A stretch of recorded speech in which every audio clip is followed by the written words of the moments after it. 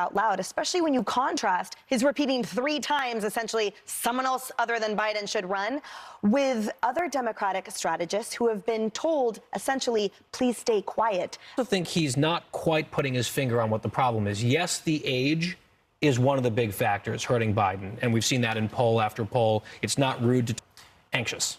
So, Kayleigh, let's flesh that out a moment, as Guy's saying. So, specifically, 62% of Americans feel You move Joe Biden aside, who is next in line?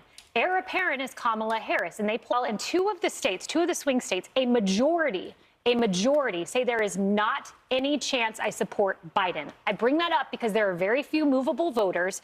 This becomes a battle of enthusiasm, and I can tell you, Latino voters. Well, and those have been going down for quite some time now, and that really is tied to the economy, because under sitting home and would rather be on the dole at this point, or working, silently off the books. And then outside of elected office, Bill Gates, and he could not name a person who would take over for Bill.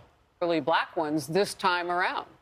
And devil's advocate on your point about the enthusiasm, or sort of more like the question is that Democrats really rally around, and that's the fear that without a combating strategy of the GOP, it still will fail.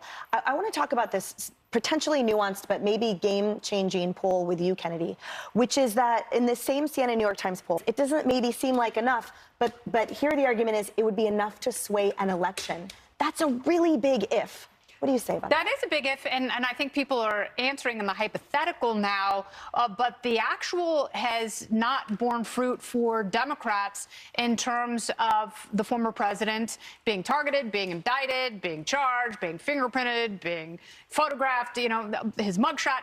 None of that stuff has moved the needle in Democrats' favor. So they have to be very careful about that. There would be economic stability in the country, January 20th, 2021, as soon as Biden assumed power.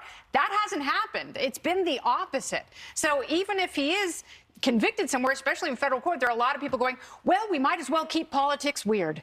We might as well have the devil that we know, and maybe he'll pardon himself, and maybe I'll get the value in my 401k back. Maybe I'll be able to, maybe interest rates will magically come down and I'll be able to take out a business loan once again. I think a lot of people are willing to take that gamble, because where Biden's at, it's not going to get better. It is only going to get worse. And everyone knows that, every group, every party, and that is the massive elephant in the room that is working against him. And the one thing that is not a hypo, because you're absolutely right. All right, coming up, guys, so much more to come, including this. The U.S. is facing